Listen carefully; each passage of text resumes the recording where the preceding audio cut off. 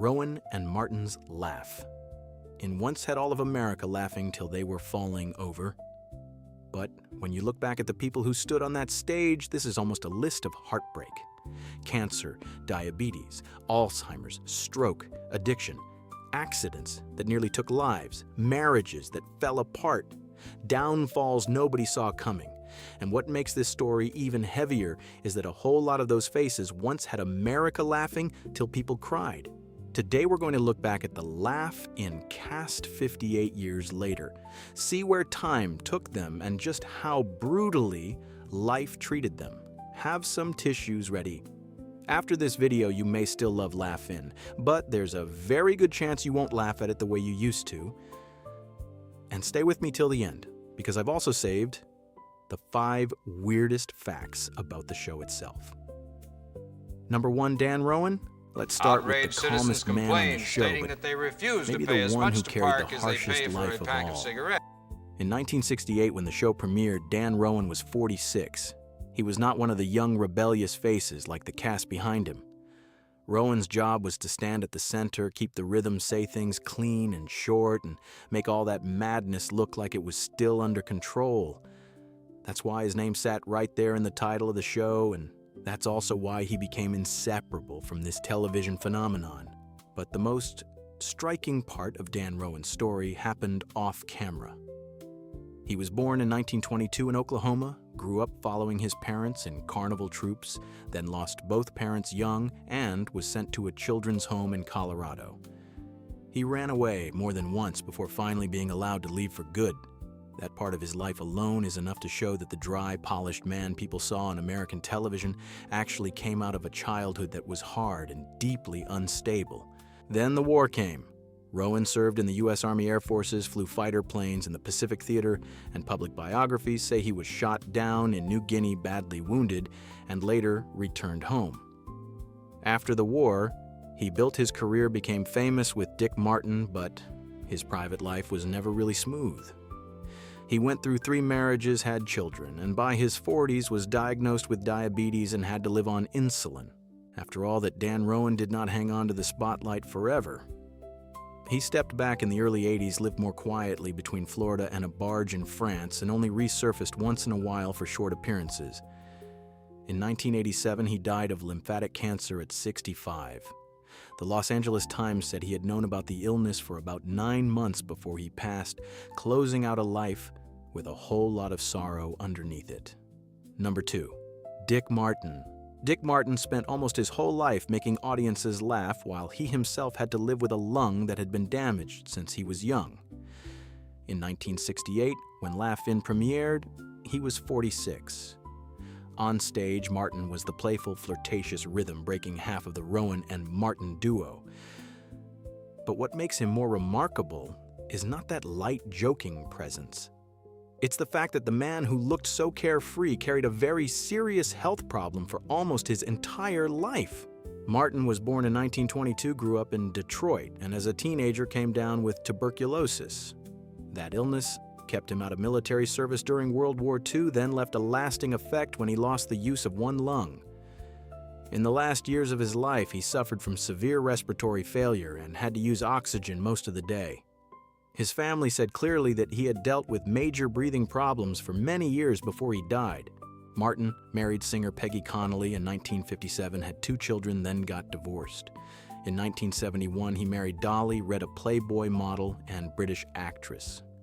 They split up in 1975, then remarried in 1978, and stayed together for the rest of his life. What's impressive is that Martin did not live off Laugh In. After the duo split at the end of the 1970s, he moved into directing and built a huge second career in television with shows like The Bob Newhart Show, Newhart Family Ties, and a whole lot of other series. He died on May 24, 2008 in Santa Monica at 86 from respiratory complications. Number 3, Gary Owens. There was a time when doctors said Gary Owens might not even make it past his teenage years, and yet that man became one of the most familiar voices in America. In 1968, when Laugh In premiered, Owens was 34 and was already a radio name in California. On the show, he appeared like an old-fashioned announcer, hand pressed to his ear with that deep, smooth baritone and that perfectly serious delivery, while all around him was total laugh-in chaos. He was not the wildest one on the show, but he was one of the few faces who stayed solid through all 6 seasons. Gary Owens had type 1 diabetes from the time he was 8. That's the part that really gives his life its weight. From very early on, he had to live with a disease that back then many doctors almost saw as a death sentence. Later, Owens himself said his childhood was not happy, that he always felt like he was not really as healthy as other kids, and that the disease left emotional scars, not just physical ones. Maybe that's part of why he threw himself into radio comedy and imaginary worlds with such strange persistence. Like the more he worked, the more he proved he would not let that disease define him. What's impressive is that Gary Owens did not just survive, he lived fully. After Laugh In, he kept doing radio commercials, television, and voice work for decades, hosted thousands of shows, recorded tens of thousands of spots, and left a real mark in animation with names like Space Ghost and Blue Falcon. His private life was pretty steady too. He stayed with his wife for nearly 60 years and had 2 children. Gary Owens died in 2015 at 80, and in the end, complications from the very disease he had carried since childhood were what took him. Number 4, Ruth Buzzy. Ruth Buzzy made all of America remember her with a handbag. In 1968, when Laugh-In premiered, she was 32, and Gladys Ormsby quickly became one of the show's most unmistakable figures. The frowning face, that stiff little posture on the park bench, and then that handbag swinging straight at the men who got too handsy. More importantly, Buzzy was not just one standout face.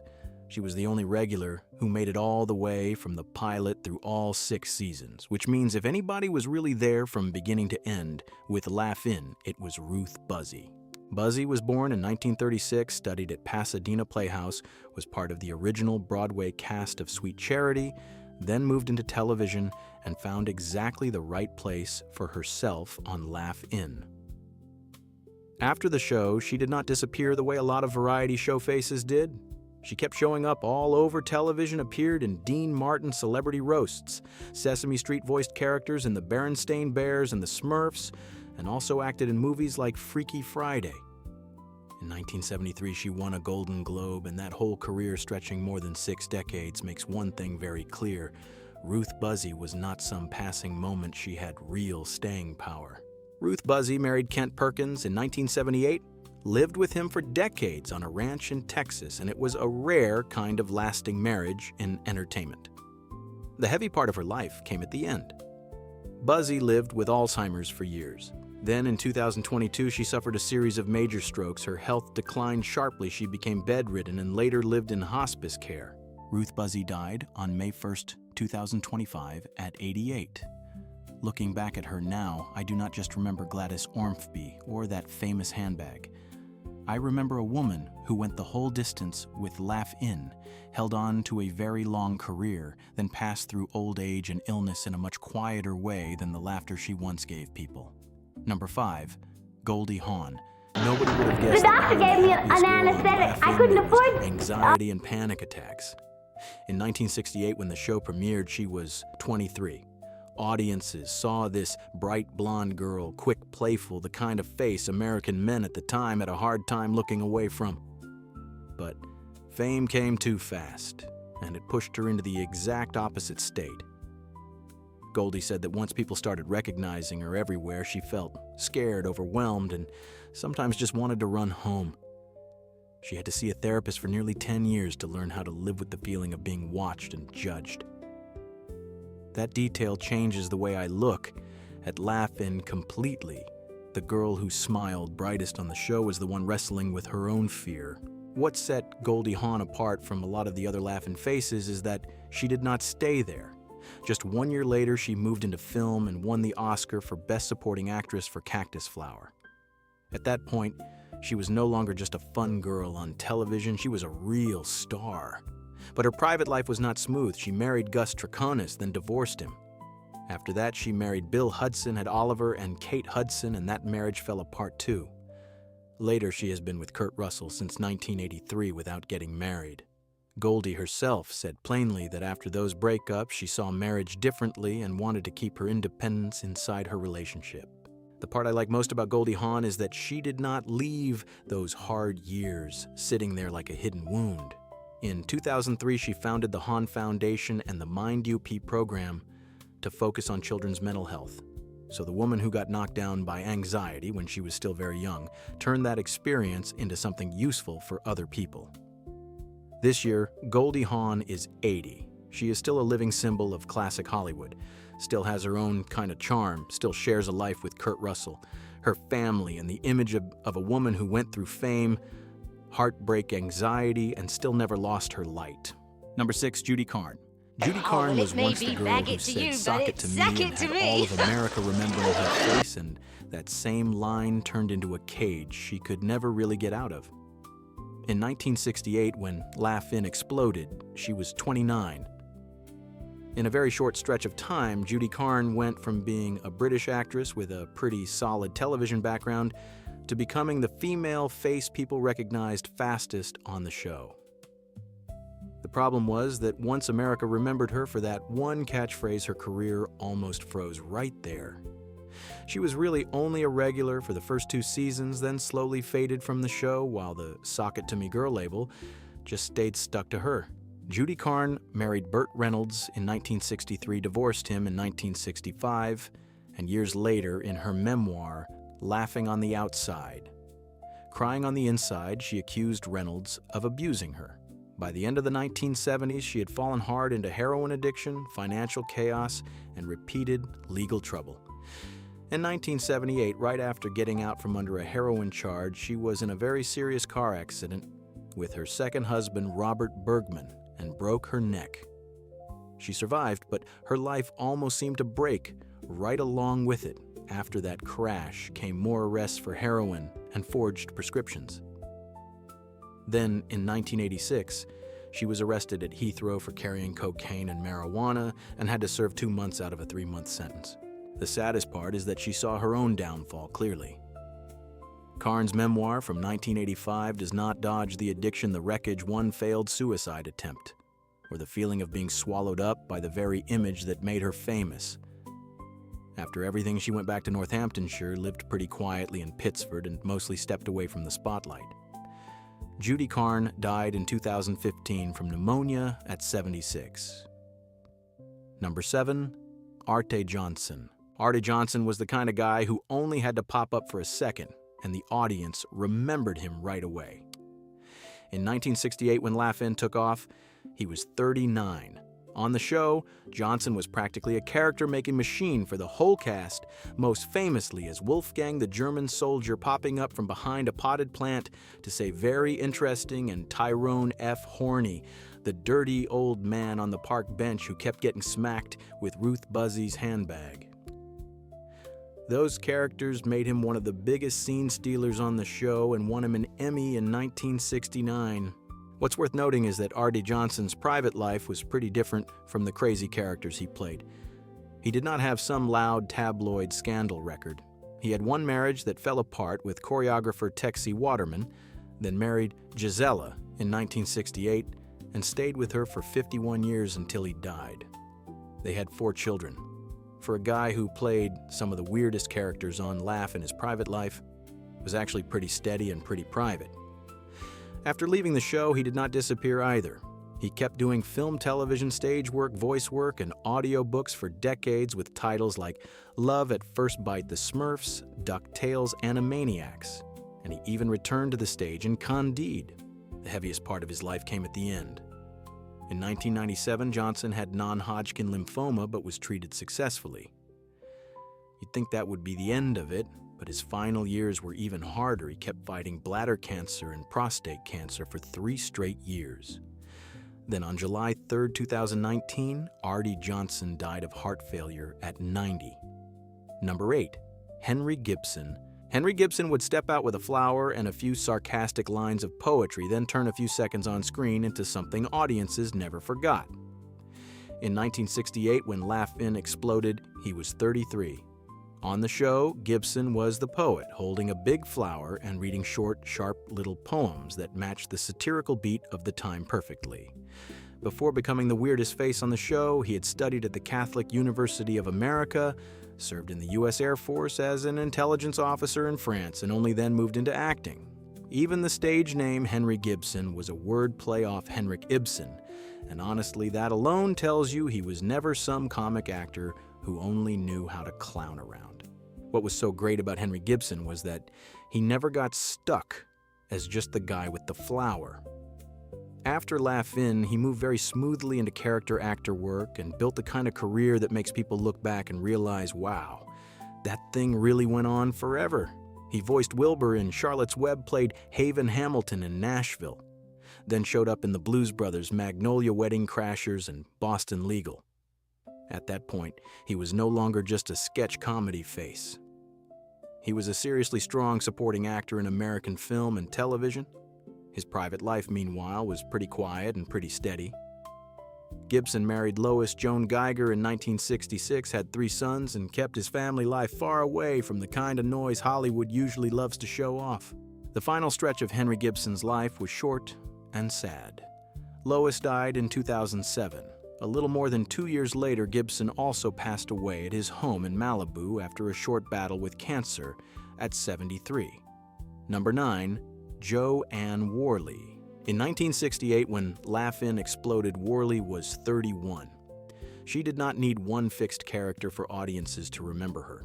People remembered that huge voice, the lightning-fast timing, the kind of stage energy that practically wanted to burst right out of the frame. Before coming to Laugh In, she had already been through review nightclub work, Billy Barnes, Merv Griffin Broadway, and Pasadena Playhouse. So when the show blew up, she did not show up as some young newcomer. She walked in like a performer who already knew exactly what she was doing. Anne Worley gave the tabloids a whole lot less to grab onto than many others in the cast, and honestly, that is exactly what makes her interesting. Her parents divorced. She married actor Roger Perry in 1975, lived with him for 25 years, then divorced in 2000. They had no children. A lot of her love and time went into the stage and into animals. Worley stayed deeply involved for years with actors and others for animals. After Laugh In, she did not disappear, and she did not live off one old catchphrase either. Worley moved straight into musical theater game shows, sitcom guest spots, voice work, touring stage productions, and just kept working across decades. Titles like Hello Dolly, Annie, The Wizard of Oz, The Drowsy Chaperone, and Wicked kept her with audiences a lot longer than many people would guess. Number 10, Lily Tomlin. Lily Tomlin stepped into Laugh In at 30, then almost immediately created 2 characters. American television could never forget Ernestine, the rude telephone operator who sounded like she was at war with the whole world, and Edith Ann, the little girl on the giant chair who talked like a grown woman already tired of life. That kind of breakthrough does not happen for everybody. She did not just make people laugh. She built full human beings with their own voices, their own rhythm, and enough life in them to step out of Laugh In and keep going on albums, television specials, and the stage. After that came one of the rarest straight lines in show business, a Grammy for This Is a Recording, an Emmy for Lily, a Tony for the search for signs of intelligent life in the universe. Then films like Nashville 9 to 5, and decades later, a whole new generation still knew her through Grace and Frankie. In 1975, she turned down a Time cover if the condition was that she had to come out the way the magazine wanted. She did not want her career reduced to one single label. For years, she chose a careful kind of silence instead of letting other people define her life for her. Jane Wagner came into her life in 1971 both as her life partner and as her most important creative partner. The two of them stayed together for decades, then finally got married in 2013 after 42 years together. This year, Lily Tomlin is 87. She is not just someone who used to be on Laugh In. She is her own institution, one of the very few people who stepped out of an iconic late 60s show and then lived long enough, worked long enough, and won long enough that audiences from multiple generations all have their own version of Lily Tomlin. Number 11. Eileen Brennan. In 1968, when she appeared on the show, she was 36 and already an actress with a very solid stage background, having won an Obie for Little Mary Sunshine and appeared in the original Broadway production of Hello, Dolly. Laugh-In was only an early stop on the road.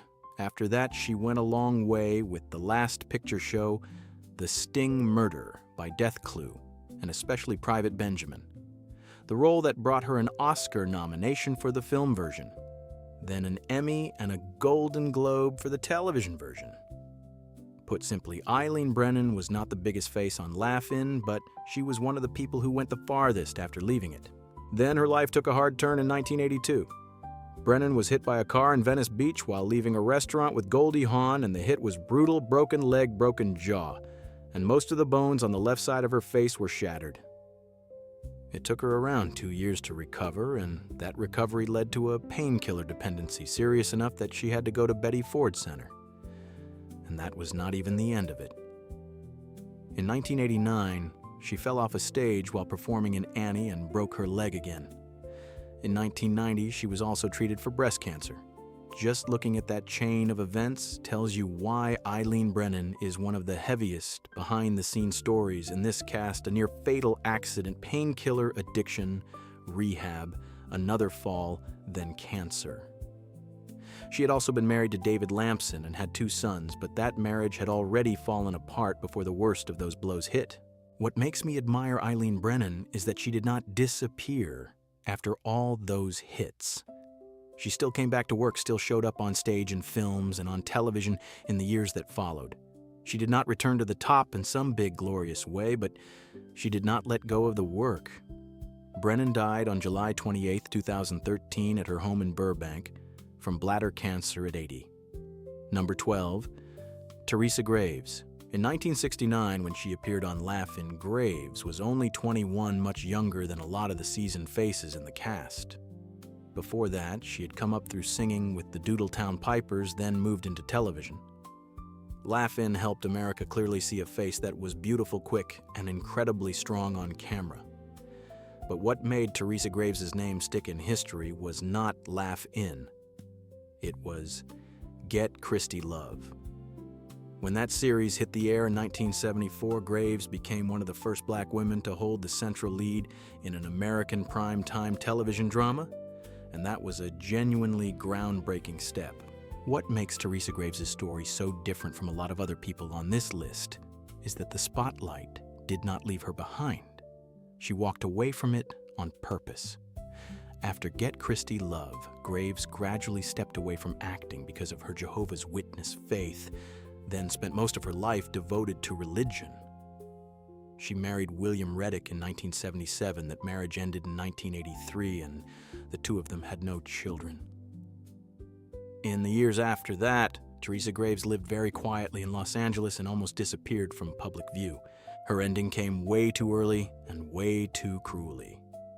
On October 10th, 2002, Terresa Graves' house in Hyde Park, Los Angeles, caught fire. She was found unconscious in her bedroom, taken to the hospital, but did not survive. She died at 54. Number 13, Pigmeat Markham. Pigmeat Markham is placed at the end of this list for a reason, because this is where we run straight into the darker side of American entertainment. Markham was born in 1904 in Durham, North Carolina. When Laugh-In audiences really started remembering him in 1968, he was already 64 and had been in show business for more than half a century. He had come up through touring troupes, vaudeville race films, and the stages of the Chitlin circuit, had worked with Bessie Smith, performed at the Apollo, and appeared on television as far back as The Ed Sullivan Show. So really, America did not discover Pigmeat Markham. America noticed him way too late. His biggest breakout was Here Comes the Judge. And the important thing is that routine was not something brand new from the Laugh-In era. He had been carrying it with him for a long time, but only when that line got blown up into a catchphrase in 1968 did the mainstream public finally rush toward him. The recording Here Comes the Judge climbed to number 19 in Britain, and today it is still looked back on as a very early forerunner of hip-hop. The heaviest part of this story is not some private life scandal. It is the system that kept him locked outside the main spotlight for far too long. Pigmeat Markham was a black performer, but he still performed in blackface, and the Museum of African American History still holds images of that. That is not a detail meant for cheap shock. It is proof that American entertainment was warped enough that a black artist sometimes still had to wear the mask of the minstrel tradition just to survive. A Los Angeles Times piece even referred to him as the last of the blackface comics and said that when he was persuaded to drop blackface on a major stage, his career actually started sliding downhill too. That is the real tragedy of Pigmeat Markham. The talent was there early, but the door into the mainstream kept forcing him to take the long way around. Pigmeat Markham died from a stroke in 1981 at 77. What he left behind was not just a catchphrase, but a huge question mark about the way America consumed black talent throughout the 20th century. After going through this whole cast, there is something really strange about it. Laugh-In somehow sounds more joyful and sadder at the same time. Joyful because that show really was unlike anything else on American TV back then. Sadder because now we know that behind all that laughter were way too many lives that were anything but light. But that is exactly why this final reward matters. When you turn back and look at the show itself, you realize it really was crazy in the best possible sense of the word. The first fact sits right in the audience's memory. A show with that many familiar faces, but from start to finish, only 4 people made it all the way through: Dan Rowan, Dick Martin, Gary Owens, and Ruth Buzzy. So a whole lot of people still remember it wrong and think Goldie Hawn or Lily Tomlin were there the entire time. They were not.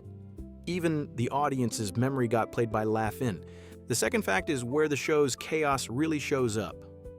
Laugh-In was not afraid of mistakes. If somebody slipped up, broke character, or laughed at exactly the right moment, sometimes they kept it because it was funnier than the clean version. That is why the show always feels like it is racing downhill and somehow still going in exactly the right direction. The third fact sounds like a joke, but it is a little eerie.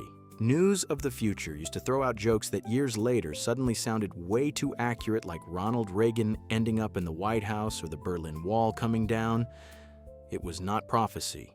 It was just a show sharp enough that its jokes lasted longer than the broadcast itself. The fourth fact is the line that outlived the show. Sock It To Me TV Guide once ranked it among the most memorable television catchphrases ever, and that makes perfect sense. You hear those 4 words, and a whole era of American TV jumps right back up. And the last fact is probably the most laugh-in thing of all. By the time it stopped, people said the simple truth was that the show had pretty much already mocked everything there was to mock. A program that lived on speed and nerve finally just ran out of ammo. It sounds funny and somehow perfectly fitting at the same time. Looking back at Rowan and Martin's laugh, in Today there is a feeling that is hard to name, but I think a lot of people will get it right away. This is the kind of show that would make American television now look back with a little jealousy.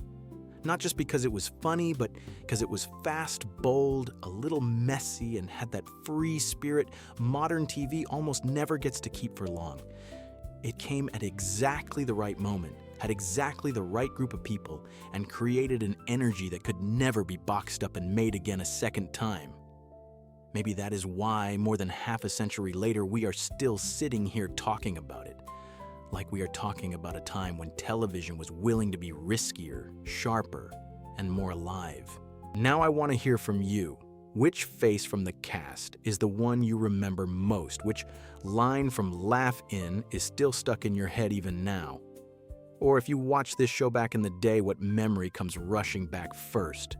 Tell me in the comments. And if you like these trips back in time, do not forget to subscribe to the Weird Movie Secrets channel. I will see you again in the next videos.